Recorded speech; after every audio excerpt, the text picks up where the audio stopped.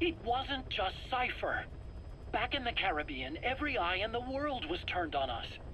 A private army, just a bunch of guys with guns, in possession of a nuke? Why wouldn't they be uncomfortable? And that's why you made sure the inspection happened. Well, I thought our best move was to prove to the UN through the IAEA that we had no nuke. Of course, I was against us having it in the first place, but that was Snake's decision. The boss wasn't responsible. Well, don't get me wrong, I still believed in Snake. I thought I was making the best decision for all of us, that's all. I figured we should get a third party to exonerate us before proof of the nuke did get out. And who better to do that than an organization with international authority? So the truth is, you took it upon yourself to agree to an inspection arranged by the UN. Only the inspection was a ruse, and Cypher's strike force, XOF, showed up instead. I had no idea that would happen. Enough bullshit! Oh, sure, like I could have known. You know, I was just trying to prove our innocence to the world. What's wrong with that? We're not interested in the excuses you've thought up. The truth is objective. Just see it from my point of view. You led XOF to the control tower. They seized it, giving them complete control over the base. Moments later, they detonated C4 on the strut legs. Anyone who'd managed to survive was hunted down by the assault force and their choppers. You can't believe I did that on purpose.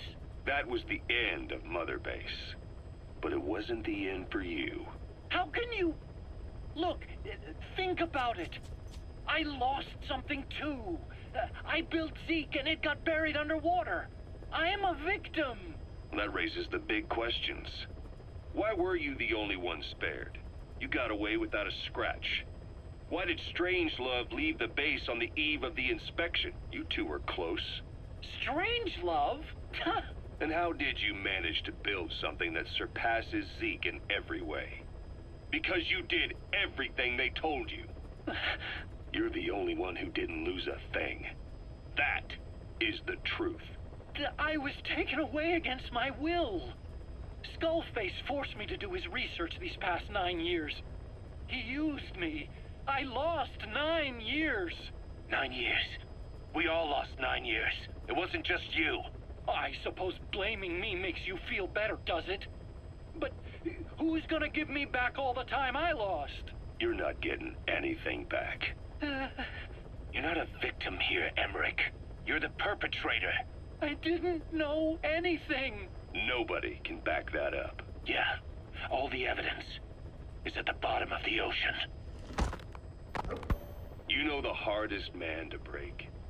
The type who's fooling himself. That takes time.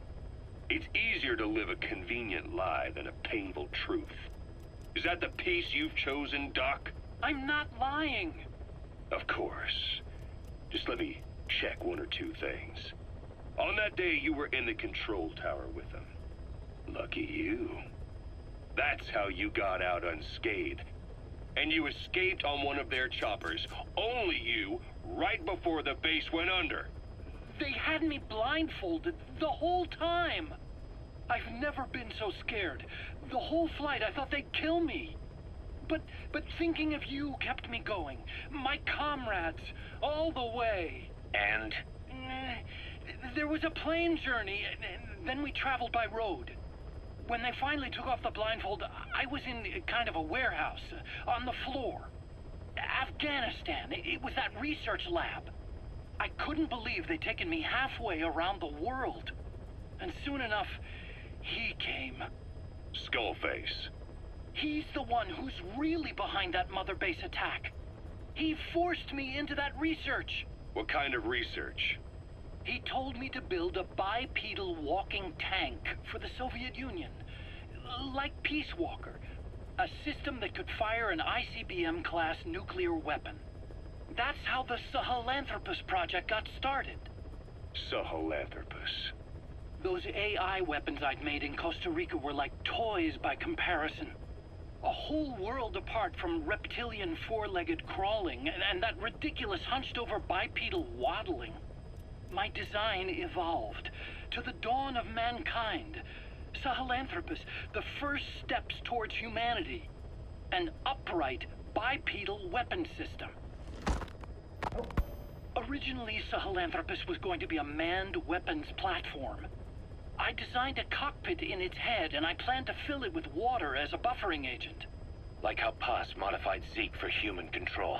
Don't compare me to some amateur. I designed it for human control from the beginning. The problem was miniaturizing the posture control AI. You remember the reptile pod? The AI that controlled your unmanned weapons. Attaching it externally makes it vulnerable, so this time I wanted it beneath the armor. Meaning I had to make the AI smaller. I got it down to less than a tenth the size without any loss in computation speed. But it was still too big for the cockpit. There wasn't enough room for the pilot. If I made the head bigger, its body would have to be bigger to support it. Too big to be practical. In the end, human piloting was taken off the table. I tested a remote control system too, but there was the time lag and I wasn't satisfied with its precision either. Plus, it would be useless if the enemy jammed it. So next, I went back to trying an AI-only system. To do that, I had the AI pods recovered from Nicaragua. This was a hybrid AI, a combination of Peace Walker's reptile and mammal pods. The only AIs that had ever successfully operated an unmanned nuclear weapon system. Really? You'd need some help to get that working. Expert help. Did you work with someone? I worked alone. You did that yourself? Well, that's the thing.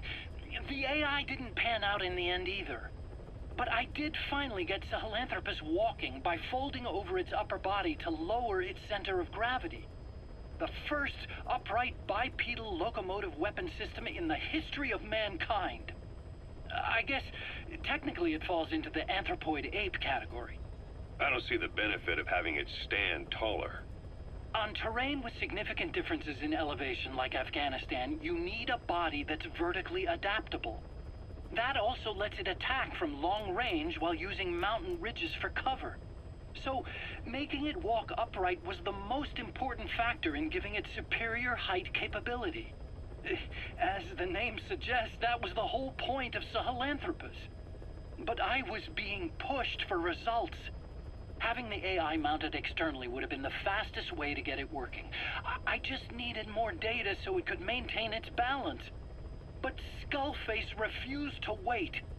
He dismissed the idea of AI control and took Sahelanthropus away from me before I could finish it. But it was walking when it came after you. That's just it. I don't understand how Skullface got it to move upright, without a pilot or an AI. And walking at that speed, too. It's beyond anything I could have imagined. This is like the Wright brothers making it to the moon. I'm just as clueless as you are. So this Sahelanthropus, where is it now? I have no idea. All my experiments took place at that cave. I've never seen it anywhere else. Besides, it's still just an incomplete prototype at this point, and nothing but a paper tiger. Even if it can walk, it's far from being a viable weapons platform. It wouldn't be useful in actual battle.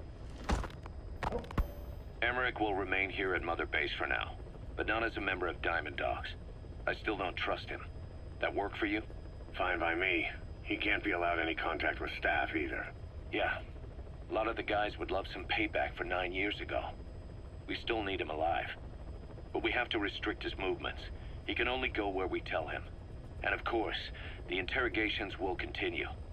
He worked for that skull bastard for nearly a decade. He still has more to tell us. How long are we gonna press him? If our investigation shows he really had nothing to do with the attack, we'll reconsider his place here. But I don't expect that to happen. Remember that water tank-shaped object in Emmerich's lab in the Soviet base camp? The thing that started talking to you like a possessed answering machine. That was a pod built for housing the AI used to control unmanned weapons. You remember, back in '74 in Costa Rica. It was in those machines you fought there. They were designated Pupa, Chrysalis, Cocoon, and Basilisk, and each of them was fitted with an AI unit called a reptile pod. Emmerich created it. It mainly handled the machine's posture control and autonomous behavior. But the Basilisk, aka Peace Walker, also featured a second AI pod. That one was called the Mammal Pod, and it was created by Dr. Strangelove. She tried to recreate the boss's personality through the Mammal Pod, but you pulled out its memory boards. That's when it transferred its own functions to its reptile pod. Just like a human brain compensating for damage by using the remaining healthy parts. The result was a unique entity, a hybrid of the reptile and the mammal. It sank to the bottom of Lake Nicaragua with Peace Walker. But apparently they salvaged it and transported it to that lab. Don't let it deceive you, Snake. It may sound like the boss, but it has neither a personality nor a will. Like Emmerich says, it's just a machine.